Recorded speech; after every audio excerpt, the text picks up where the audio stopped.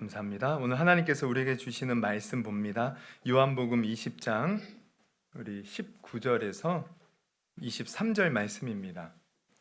요한복음 20장 19절에서 23절 우리 한 절씩 교독하고 마지막 절 같이 읽겠습니다. 요한복음 20장 19절에서 23절. 이날 곧 안식 후 첫날 저녁 때에 제자들이 유대인들을 두려워하여 모인 곳의 문들을 닫았더니 예수께서 오사 가운데 서서 이르시되 너희에게 평강이 있을지어다. 이 말씀을 하시고 손과 옆구리를 보이시니 제자들이 주를 보고 기뻐하더라. 예수께서 또 이르시되 너희에게 평강이 있을지어다. 아버지께서 나를 보내신 것 같이 나도 너희를 보내노라. 이 말씀을 하시고 그들을 향하사 숨을 내쉬며 이르시되 성령을 받으라. 너희가 같이 있습니다. 너희가 누구의 죄든지 사하면 사여질 것이요 누구의 죄든지 그대로 두면 그대로 있으리라 하시니라. 아멘. 할례서 23절 말씀을 읽었는데요. 제목은 너희에게 평강이 있을지어다예요. 우리 예수님께서 공생애를 시작하면서 처음으로 하셨던 말씀이 뭔지 아십니까? 회개하라, 천국이 가까이 왔느니라. 이 말씀을 하시고 이제 공생애를 시작하셨는데 예수님이 부활하셔서 물론 이제 뭐 다른 사람들에게 다른 얘기도 많이 하셨는데 제자들에게 나타나셔서 처음으로 하신 말씀이 뭔가 봤더니 오늘 이 말씀이에요. 너희에게 평강이 있을지어다. 그것도 오늘 본문을 보면 한 번 말씀하신 게 아니에요.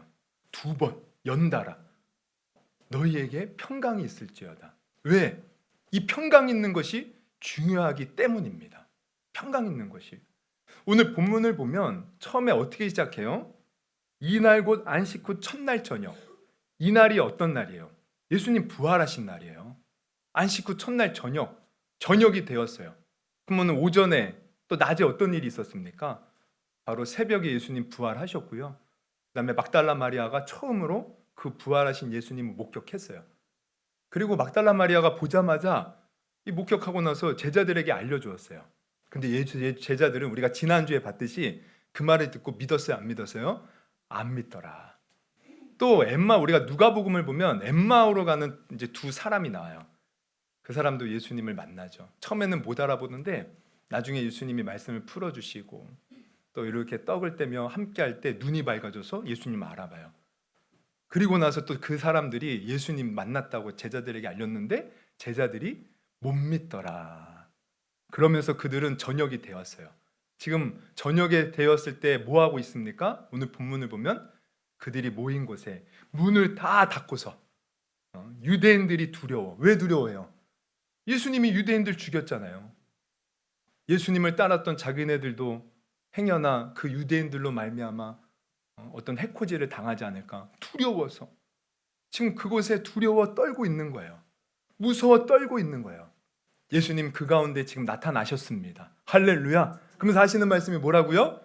너희에게 평강이 있을지어다. 평강이 있을지어다. 왜? 이 평강이 중요하기 때문에.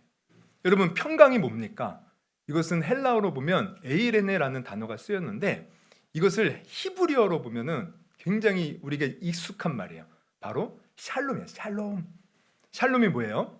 여러분 샬롬은 유대인들의 인사였어요. 샬롬. 우리는 어떻게 인사하죠? 안녕하세요. 안녕하세요. 미국 사람들은 어떻게 인사해요? 헬로. 하와이유 뭐 이렇게 인사하죠. 여러분 이게 인사말이에요, 사실. 근데 이 인사말이지만 인사말에 거기에는 큰 의미가 있어요. 이 샬롬 그냥 평안하셨습니까? 이런 의미가 아니고 이 평안은 이 샬롬이라는 것은 그냥 세상에서의 평화가 아니라 이스라엘 백성들이 하나님과 관계를 온전히 맺을 때 그때 임하는 평안이에요. 그때 임하는 평화 그리고 그때 임하는 평강 하나님과의 관계 속에서.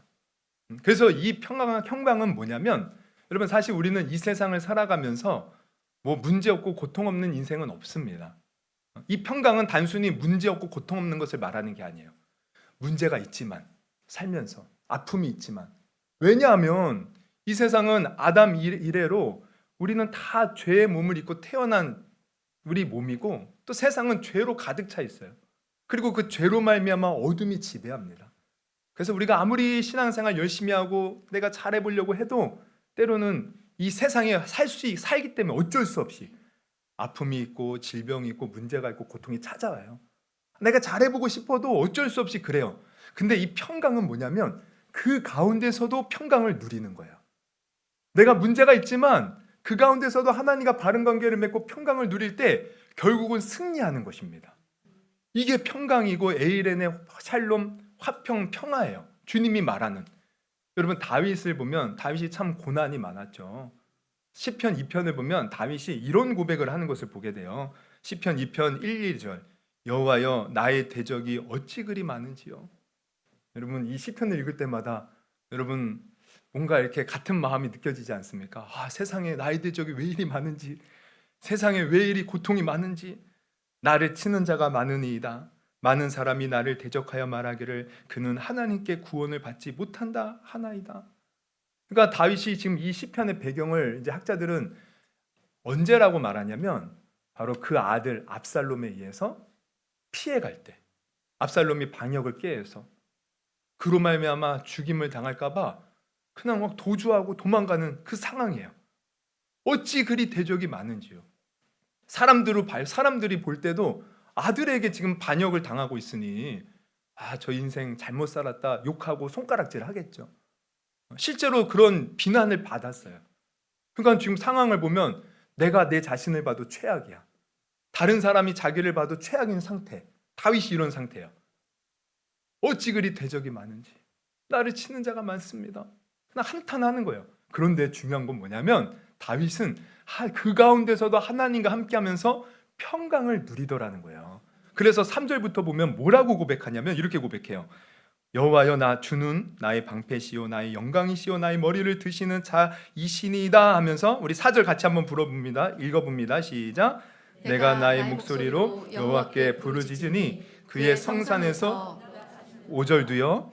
내가 누워 자고 깨었으니 여호와께서 나를 붙드심이로다. 6절 천만인이 나를 에워싸 진친다 하여도 나는 두려워하지 아니하리이다. 그렇게 대적이 많아도 천만인이 나를 에워싸고 진친다 할지라도 두려워하지 않고 그는 뭐라고 해요? 하나님 안에서 편안히 잔다는, 누워서 잔다는 거예요.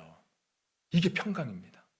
문제 있는 이 세상 속에서도 주님이 함께 하시기에 그 속에서 평강을 누리면서 결국 다윗 어떻게 해요? 승리하잖아요. 승리의 삶을 사는 것, 이게 평강인 거예요. 지금 예수님 너희에게 평강이 있을지어다 이 평강 얘기하는 겁니다. 왜? 예수님이 부활하셨거든요. 할렐루야. 비록 유대인들이 십자가에 못 박으라 외쳐서 결국 빌라도에게 사형 선고를 받고 십자가에 죽었어요. 그 십자가에 달려있는 그 상태로 보면 영락없는 죄인이었어요. 모든 사람들이 다 끝났다고 생각했어요. 그런데 예수님은 그 사망에서 부활하셔서 진정한 우리의 구원자가 되셨다는 거예요. 그래서 예수님은 평강이 있을지어다. 왜? 지금 예수님 함께 하시니까. 우리 요한복음 16장 33절 같이 한번 읽어봅니다. 시작. 이것을 너희에게 이르는 것은 너희로 내 안에서 평안을 누리게 하려 함이라. 세상에서는 너희가 환난을 당하나 담대하라. 내가 세상을 이기었노라. 우리 이사야 53장 5절도 같이 읽습니다. 시작. 그가 찔림은 우리의 허물 때문이요 그가 상함은 우리의 죄악 때문이라. 그가 징계를 받음으로 우리는 평화를 누리고 그가 채찍에 맞음으로 우리는 나음을 받았도다. 할렐루야. 그래서 여러분 우리도 마찬가지예요. 우리가 정말 예수님을 믿는다. 그 어떤 예수님 믿습니까? 부활하신 주님 믿는 거잖아요. 그 주님은 2000년 전에 부활하셔서 제자들 보는 눈앞에 40일 동안 함께 보이시다가 그 제자들 보는 앞에서 승천하셨습니다. 물론 그러면 이 땅에 없는 거지만 예수님 뭐라고 하셨어요? 살아계실 동안 나 이제 가면 또 다른 보혜사 바로 성령님을 보내주시겠다. 그래서 지금 우리 예수님은 성령으로 우리와 함께하고 계셔요. 지금 이 자리에 함께 하십니다. 우리 그 예수님 믿으면 우리도 예수님이 주시는 평강을 누릴 수 있는 거예요. 우리 평강 누려야 됩니다. 근데 중요한 건 뭐냐면 문제는 뭐냐면 오늘 제자들 두려워 떨고 있었다. 예수님 부활하셨지만 근데 오늘날 우리도 그러한 사람들이 있다는 거예요. 예수님 부활하셨습니다. 예수님 우리와 함께 하십니다. 그 예수님을 믿으세요. 아멘 믿습니다 하면서도 여전히 불안해하고 염려하고 걱정하고 두려워하고 세상의 그 커다란 세상 앞에서 여전히 벌벌 떨고 있다는 거죠. 여러분 오늘 우리는 그런 사람 한 명도 없기를 주님의 이름으로 축원합니다. 예수님 세상을 이기셨어요. 예수님 우리의 죄 문제 해결해 주셨어요. 우리의 죽음의 문제도 해결해 주셨어요. 그 부활하신 주님과 함께 평강을 누려야 된다는 것이에요. 그러면 우리가 어떻게 평강을 누릴 것인가 생각을 해보면, 여러분 우리가 이렇게 보면 병도요, 우리가 병에 걸려서 병원에 가면 병원에서 뭘 합니까? 그냥 바로 약 안 줘주죠. 일단 검사를 해요. 검사, 피 검사도 하고 MRI도 찍고 CT도 찍고. 그래서 뭘 합니까? 그 검사 결과를 놓고 이것은 어떤 것이 문제입니다, 진단을 하는 게 진단. 그래서 진단을 잘해야 제대로 처방할 수 있어요. 예를 들면 머리가 아파서 갔어요. 근데 뭐 뭐가 피가 어쩌고 저쩌고 막 그러면서 뭐 이런 어떤 약을 줬어요. 근데 알고 봤더니, 제가 옛날에 그랬거든요. 알고 봤더니 이 어깨가 뭉쳐서 머리가 아픈 거였어. 어깨만 잘 풀어주면 되는 거였음. 자세가 안 좋았던 거죠. 항상 뭐 책 본다고 고개를 숙이니까 이게 어깨가 뭉쳐서 그랬던 거야. 근데 그것도 모르고 그냥 약만 먹는 거죠. 안 나요. 근데 나중에 어깨가 아픈 것을 알고 그 어깨를 풀고 책 볼 때도 고개를 세워서 보고 이렇게 책을 이렇게 그 컴퓨터도 이렇게 구부려서 안 보고 이렇게 높여서 보고, 그러니까 머리가 안 아픈 거예요. 그러면 진단을 잘해야 처방도 제대로 해요. 그러면은 이 제자들이 왜 평강하지 못했는가 진단을 잘하면 평강할 수 있는 비결을 우리는 깨닫게 돼요. 그러면 첫 번째, 왜 제자들은 예수님이 부활했지만 평강을 누리지 못했는가 봤더니 예수님이 하신 말씀을 못 믿었던 거예요. 여러분 제가 지난주에도 말씀드렸지만 예수님 그냥 죽으시고 부활하신 게 아니에요. 이미 제자들에게 내가 고난을 받고 죽게 될 것이지만 3일 만에 살아날 것이라고 정확하게 알려주셨어요. 그것도 3번이나. 제가 지난주에는 마태복음 말씀을 이제 읽어드렸는데 마가복음에도 보면 이렇게 나와 있어요. 마가복음 10장 33절에서 34절 우리 한번 같이 한번 읽어봅니다. 시작. 보라, 우리가 예루살렘에 올라가노니 인자가 대제사장들과 서기관들에게 넘겨짐에 그들이 죽이기로 결의하고 이방인들에게 넘겨주겠고 그들은 능욕하며 침뱉으며 채찍질하고 죽일 것이나 그는 3일 만에 살아나리라 하신다. 3일 만에 살아나신대요. 예수님 말씀하셨어요. 그것도 한 번 말씀하신 게 아니라 성경을 보면 3번. 여러분 3이라는 숫자가 굉장히 중요하거든요. 3번 말씀하셨다는 것은 제자들이 그냥 이렇게 인식하지 못하도록 말씀하신 것이 아니라 머리에 완전히 인식되도록, 귀에 못이 박히도록 말씀하셨다는 거예요, 사실. 근데 중요한 건 뭡니까? 말씀을 들었는데 믿지 못하니까 부활하신 예수님의 소식을 듣고도 그들이 걱정하고 염려하더라는 거예요. 막달라 마리아가 부활하신 예수님 만났습니다 전했는데 믿지 못하는 거예요. 사실 우리가 요한복음 20장 쭉 읽고 있는데 1절부터 보면요, 베드로와 요한도요 예수님 그 빈 무덤, 예수님이 다시 살아난 그 무덤에 갔어요. 그 시신이 없어진 거예요. 그러면 이들이 만약 예수님의 말씀을 믿고 있었더라면 예수님 부활하셨구나 이걸 깨닫고 사실 더 기뻐하고 감사하고 찬양해야 되는데, 아니 그들은 빈 무덤을 보고서도 어떻게 해요? 그냥 걱정하고 집에 돌아갔더라. 그렇게 성경은 기록하고 있어요. 그리고 자기네들 모여서 지금 두려움에 떨더라. 예수님 말씀 못 믿은 거예요. 그럼 이것은 우리도 마찬가지죠. 여러분 우리 아무리 하나님 말씀 듣고 성경 읽어도 믿지 못하면 아무 소용이 없습니다. 여러분 우리가 말씀을 들었을 때 그 말씀을 그대로 믿을 수 있기를 주님의 이름으로 축원합니다. 여러분 예수님이 부활하셨다는 것은 곧 뭘 증명하냐면 예수님이 하신 모든 말씀이 사실이라는 거예요. 진리라는 거예요. 좀 전에도 말씀드렸듯이 내가 고난받을 것이지만 3일 만에 부활할 것이다. 진짜 부활하셨다는 것은 그 말들이 사실이라는 거예요. 그러면 다른 말씀들도 다 마찬가지죠. 예수님 살아계시는 동안 제자들을 데리고 다니면서 수없이 많은 말씀들을 가르쳐 주셨어요. 천국에 대해서, 또 성령에 대해서, 또 의에 대해서, 진리에 대해서, 심판에 대해서 여러 가지 말씀을 다 해주셨어요. 예수님 다시 오실 것을 또 말씀하셨어요. 그 모든 말씀들, 이게 다 진리가 된다는 거예요. 여러분, 예수님이 하신 이 성경의 말씀들을 우리도 그대로 믿을 수 있기를 주님의 이름으로 축원합니다. 믿어야 우리가 평강을 누려요. 그럼 반대로 말하면 내가 교회 나오지만, 성경을 읽지만, 설교를 듣지만 여전히 두려워하고 걱정하고 근심한다는 것은 뭐예요? 말씀을 제대로 믿지 못하고 있다는 거죠. 오늘 그 불신앙, 그 의심이 예수의 이름으로 깨어질 수 있기를 주님의 이름으로 축원합니다. 제가 참 자주 이렇게 드는 예화인데요. 어떤 권사님의 간증이에요. 이 권사님은 어떤 교회에 아주 살림을 도맡아 하는 권사님이에요. 부엌 살림을. 그래서 많은 사람들이 열심히 교회를 섬기고 하니까 야, 이 권사님 믿음 좋다고 다 칭찬하는 그런 권사님. 근데 하루는 너무 피곤해가지고 병원에서 진단을 받아보니까 암이라는 거예요. 물론 심한 암은 아니에요. 수술하면 괜찮아질 수 있을 겁니다. 근데 암이라는 그 말에 두려움이 엄습해요. 두려워. 그리고 내가 이렇게 하나님을 섬겼는데 내가 왜 암에 걸려? 그래서 하나님에 대해서 원망도 생기는 거야. 이제 수술 날짜가 잡혔어요. 입원을 했어요. 근데 계속 두려운 거예요. 성도들이 와서, 목사님이 와서 기도해주고 막 신방을 해도 막 두려운 마음이 가시지를 않는 거예요. 근데 마침 그날 수요일 날 그 이제 병원 같은 데 보면은 예배, 어떤 병원은 이제 예배 드리는 곳이 있거든요. 그 예배 드리는 장소에 보니까 있는 거예요. 그래서 예배나 드리러 가야겠다. 그래서 저녁에 수요 예배 때 이제 갔는데, 딱 갔는데 이렇게 좁은 이제 방에 벽에 여러 말씀들이 있는데 갑자기 어떤 말씀이 있는데 그 말씀이 확 눈에 들어오는 겁니다. 그 말씀은 이거예요.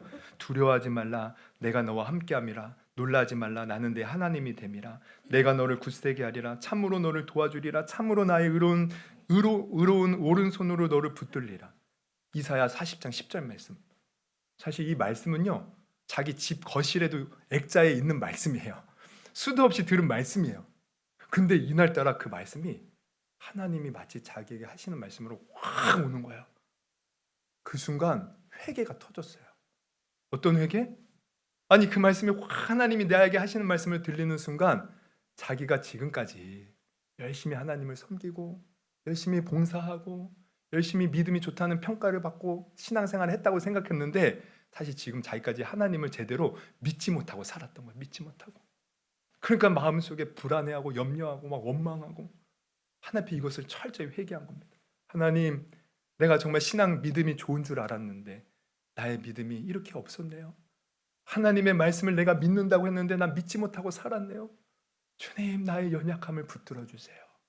그러면서 회개를 철저히 하고 나니까 진짜 이 말씀이 다시 한번 하나님이 나에게 하시는 말씀으로 들리면서 마음에 불안과 염려가 신기하게 싹 사라지더래요.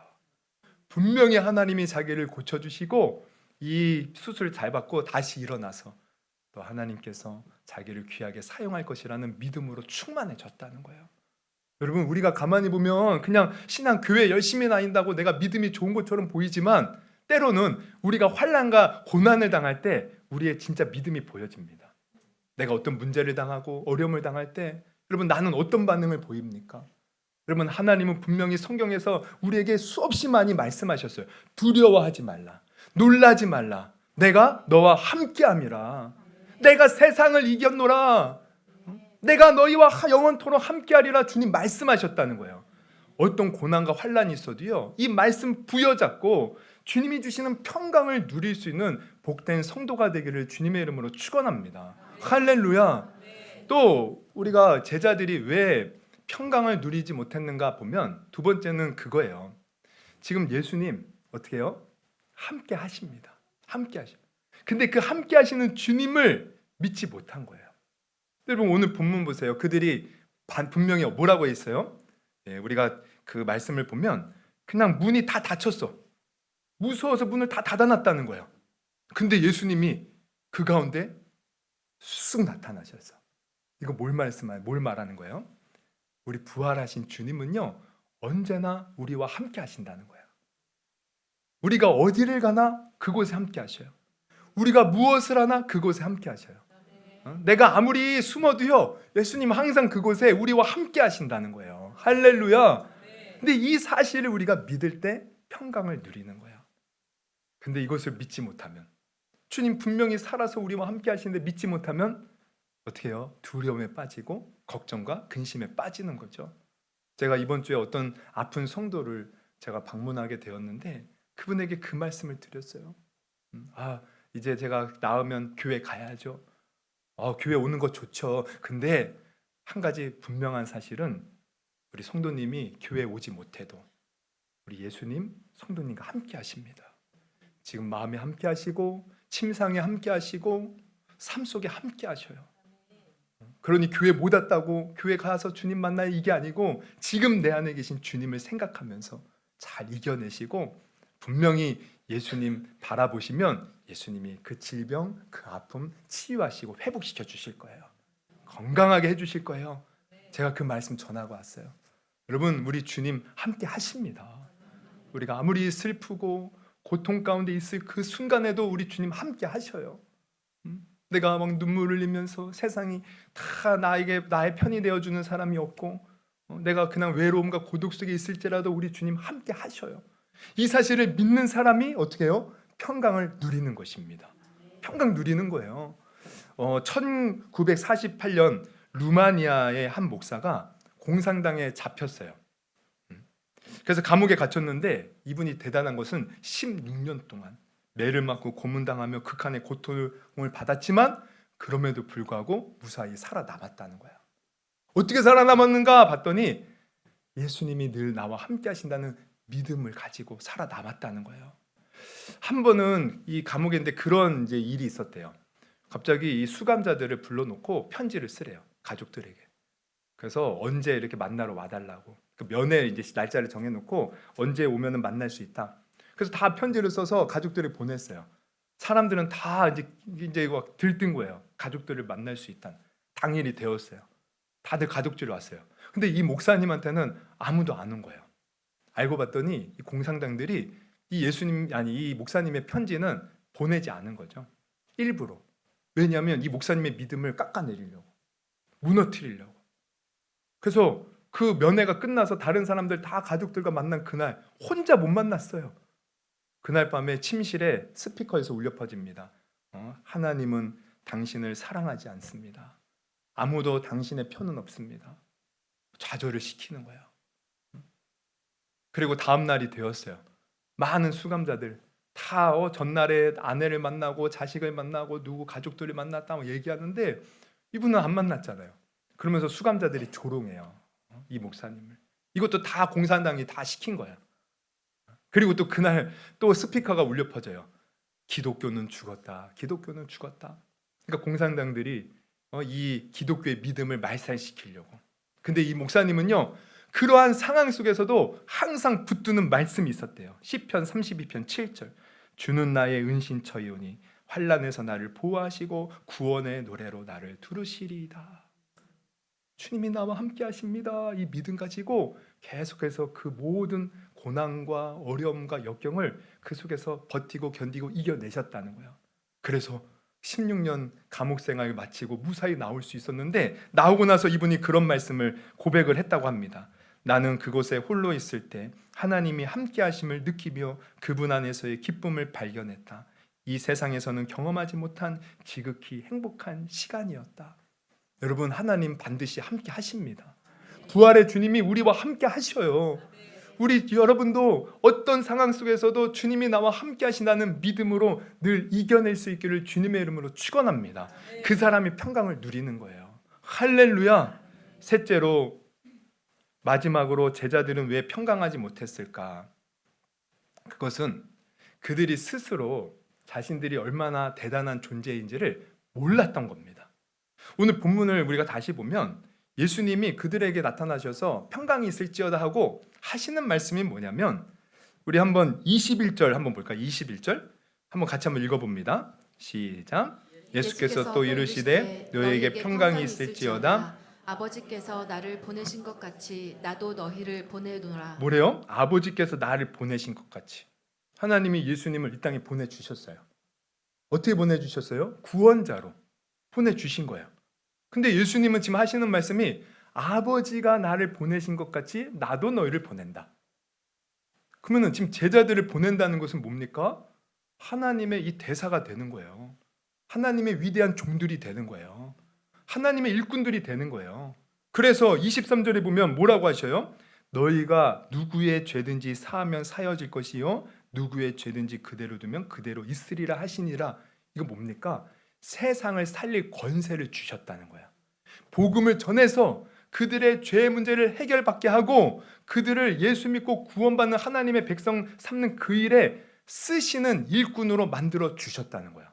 그럼 이 제자들 대단한 거 아닙니까? 하나님이, 예수님이 친히 선택한 주의 종들이라는 거예요. 그들이 비록 뭐 직업을 따지자면 어부에 불과하고 세리에 불과하고, 또 그들이 예수님을 따를 때 보면 엉뚱한 짓 많이 하고, 지금 예수님 부활하신 것도 믿지 못해서 두려움에 떨고, 또 예수님 잡혀가실 때 다 막 부인하고 막 도망갔던 그들, 세상의 눈으로 보면 참 연약하게 그지없고, 또 세상으로 눈으로 보면 능력도 없고 아무것도 아닌 존재, 그러나 주님은 이들을 지금 귀한 존재로, 대단한 존재로 여기셨다.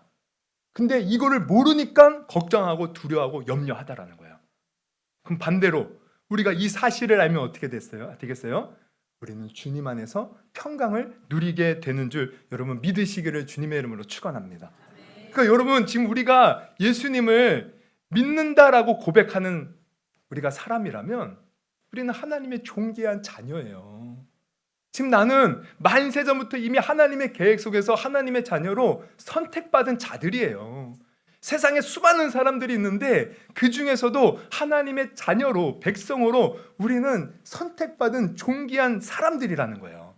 여러분, 이 사실을 분명히 깨닫기를 주님의 이름으로 축원합니다. 그래서 그것을 깨달을 때 우리는 평강 누려요. 담대할 수 있어요. 당당할 수 있어요. 제가 옛날에 어렸을 때 이제 그 만화 중에 여러분 독고탁 아세요? 독고탁? 독고탁 아시죠? 독고탁 아셔요? 조용수 씨쌤 아셔요? 독고탁? 뭐 이렇게 독고탁 이렇게 아주 탁구공처럼 동글동글 생겨가지고 야구 만화예요. 야구를 잘해요. 제가 이제 옛날에 재미있게 봤는데 제가 한번 줄거리를 찾아보니까 이런 줄거리예요. 이 독고탁이라는 야구 만화가 있는데, 이제 이 독고탁은 고등학생, 사실 야구 수재입니다. 그런데 한 번은 이 독고탁이 친척네 이렇게 어디 이렇게 가다가 뺑소니 사고를 당해요. 그래서 기억 상실증에 빠지는 거예요. 자기 집도 모르고 이름도 모르고, 또 중요한 건 자기가 야구를 잘하는 것도 다 잊어버렸어. 그래서 이제 완전히 고아 이렇게 미아가 된 거예요. 근데 이제 어느 식당의 사장이 이런 독고탁을 데려다 키웁니다. 그래서 이 독고탁은 자기가 야구를 잘하는 그런 존재인 줄 모르고 그 식당에서 그냥 일하는 바보같이 사는 거예요. 바보같이.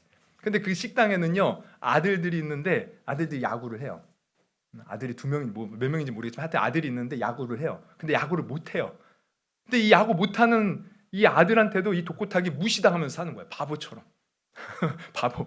여러분, 우리가 우리 존재가 어떤 존재인지 모르면 이렇게 무시당하면서 사는 거예요. 바보처럼 사는 거예요. 여러분, 우리 존재를 분명히 깨달아야 됩니다. 그 독고탁이 자기가 어떤 존재인지 모르니까 바보 취급당하면서 그렇게 사는데, 하루는 이 식당 사장의 아들이 던진 공에 이 독고탁이 맞았어요. 그러더니만 기억이 돌아온 거예요. 그러면서 자기 집으로 돌아가서 알고 봤더니 야구 천재잖아요. 이제 자기 학교에 이제 다시 복귀를 해서 이제 전국대회가 열렸어요. 야구 고등학교. 근데 거기서 우승을 했다라는 겁니다. 할렐루야. 여러분, 우리 존재가 어떤 존재인지 알아야 된다니까요. 그래야 내가 주님의 능력으로 나가서 예수 담대히 전하죠. 예수님 부활하셔서 이 세상의 사망 권세를 깨트리시고 우리를 죄에서 영원한 형벌에서 구원하시는 능력의 주님, 우리는 그 주님의 선택받은 자들이라는 거예요. 우리가 이 존귀한 자라는 것을 깨달아야지 우리는 담대하게 평강을 누리며 세상에서 하나님께 쓰임받는 것 아니겠습니까? 여러분, 기도원 보세요. 기도원 하면 뭐가 생각나요? 300명의 용사로 몇 명의 미디안 군대를 물리쳤어요? 13만 5천 명, 13만 5천 명, 300명으로. 어떻게 그 일이 가능합니까? 하나님이 하신 거죠. 하나님이 기도원을 통해서 하나님이 하신 거예요. 그런데 처음에 우리가 성경을 보면, 사사기를 보면 이 기도원이요, 자기가 그런 존재인지 전혀 모릅니다. 그래서 그냥 무서워서 미디안 군대가 두려워서 타자 이게 곡식 타자를 해야 되는데 산속에 숨어서 타자를 하는 거예요. 넓은 등판에서 하지 못하고. 그러다가 하루는 하나님의 사자가 나타났어요. 그에게 하는 말이 뭡니까? 이런 말씀을 해요. 사사기 6장 12절. 여호와의 사자가 기드온에게 나타나 이르되 큰 용사여 여호와께서 너와 함께 계시는도다 하매. 근데 기드온은 믿지 못하는 거예요. 그러나 계속해서 말해요. 또 사사기 6장 16절 같이 한번 읽어봅니다. 네. 여호와께서 그에게 이르시되 내가 반드시 너와 함께하리니 네가 미디안 사람 치기를 한 사람을 치듯 하리라 하시니라. 처음에는 겁쟁이에 나 같은 자를 통해서 하나님 무슨 일을 하겠어? 의심했던 자가 계속해서 천사의 하는 말을 듣고 믿기 시작하는 거죠. 아, 하나님이 하시면 되겠구나. 그래서 담대히 300명만 데리고 나가서 13만 5천 명을 물리칠 수 있었다는 거예요. 할렐루야. 여러분, 우리도 우리 자신을 보지 마십시오. 우리 형편을 보지 마십시오. 우리는 부활하신 예수님이 함께하는 존귀한 자인 것이에요. 예수님, 그 부활하신 예수님이 우리를 통하여 세상을 살리시겠다는 거예요. 우리를 통하여 그분의 능력을 나타나시겠다는 거예요. 그래서 우리는 내가 주님의 그 보배로운 그 보석 되시는 주님을 받아들이는 그릇이라고 생각하세요. 우리는 사실 질그릇과 같죠. 우리는 깨지기 쉬운 질그릇이요. 근데 우리 안에 뭐가 담겨 있어요? 예수님이 담겨 있는 예수님. 제가 부활절을 이렇게 지나면서 사실 뭘 깨달았냐면 예수님이 너무 귀한 거예요. 너무. 제가 처음 이렇게 예수님 믿고 처음으로 그런 감정을 느꼈는데 예수님이 너무 귀한 거예요. 너무.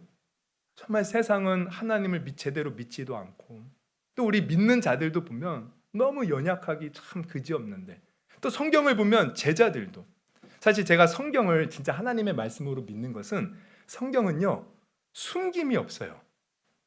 그리고 과장이 없어요. 여러분 우리가 과거에 이렇게 역사책이나 아니면 뭐 신화책을 봐요. 그러면 어떤 영웅들을 부각시키기 위해서 과장이 있어요. 과장이.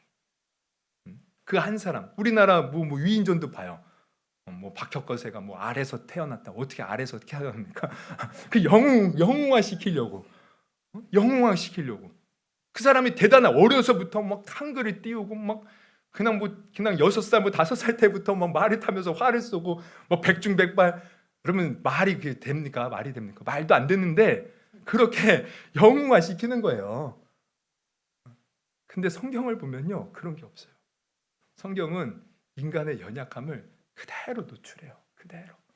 제자들도 봐요. 다 예수님 부인했던 자들이라는 거예요. 그들이 얼굴에 불과했다는 거예요. 그런데 그들이 자신의 존재 가치를 깨닫고 우리는 이렇게 어부이고 세리이고 예수님을 부인했던 자들인데 성령이 임하여 예수님이 함께하니까 복음을 전할 때 수많은 사람들이 회개하고 돌이켜서 막 예수 믿기 시작하고 또 막 변증자들이 고침받고 하나님의 나라가 그들을 통하여 확산되고 하나님의 말씀이 흥황하더라. 그러면 그래서 저는 이 성경이 믿어지는 거예요. 우리는 연약하고 질그릇 같지만 보배로우신 예수님이 우리와 함께 하시니까 세상을 이기더라는 거예요. 여러분 이 믿음 가질 수 있기를 주님의 이름으로 축원합니다. 예수님 너무 귀하신 분이에요. 근데 그분이 지금 우리와 함께 하셔요. 여러분 우리가 그릇도 보면 그릇이 뭐 좋고 나쁘고 이런 거 떠나서 그 그릇에 만약에 금이 담겨 있다고 생각해 보세요. 그러면 그 그릇조차 다 귀하게 됩니다. 그 그릇에 보석이 담겨 있다고 해보십시오. 그럼 그것 자체가 귀한 것이 되는 거예요. 여러분 우리 안에 보배로우신 예수님이 함께 하셔요. 그래서 우리는 너무나도 존귀한 자가 되었다는 거예요. 이 믿음 가진 자가 평강을 누립니다. 세상이 무시하고 세상이 멸시해도 예수님 우리와 함께 하셔요. 세상에 내가 다른 사람보다 가진 게 없어도 예수님 우리와 함께 하십니다. 내가 이렇게 몸도 안 좋고 연약해도 예수님 함께 하셔요. 여러분 이 예수님이 함께 한다는 믿음으로 담대할 수 있기를 주님의 이름으로 축원합니다. 그래서 우리는 이 평강 누려야 돼요, 여러분. 여러분 평강 누리는 것은 우리 신앙생활의 선택이 아니에요. 이거 필수입니다. 내가 신앙생활한다. 늘 이 평강 누려야 됩니다.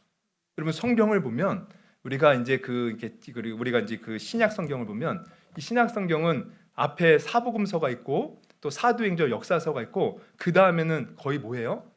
서신서예요. 서신서. 서신서라는 것은 이제 사도나 어떤 이제 발신자가 이제 누구에게 보내는 편지잖아요. 편지. 그러면 보내는 사람이 있고 받는 사람이 있어요. 근데 보내는 사람들이 항상 하는 얘기들이 보면 뭔가 봤더니 예수님의 은혜를 이렇게 빌더라고요. 은혜가 너에게 있을지어다. 근데 가만히 자세히 성경을 보면 은혜와 함께 꼭 나오는 단어가 있어요. 그게 뭐냐? 평강입니다. 제가 몇 구절 찾아보겠습니다. 로마서 1장 7절. 우리 한번 같이 한번 읽어볼까요? 시작.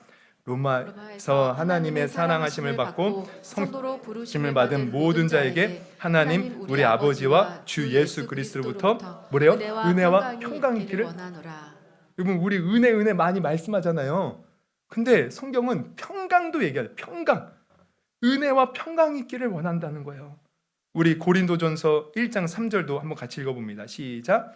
하나님 우리 아버지 주 예수 그리스도로부터 은혜와 평강이 있기를 원하노라. 베드로서 1장 2절 하나님과 우리 주 예수를 알므로 은혜와 평강이 너희에게 더욱 많은. 여러분 은혜라는 말 우리 많이 들었어요. 우리는 은혜로 구원받아요.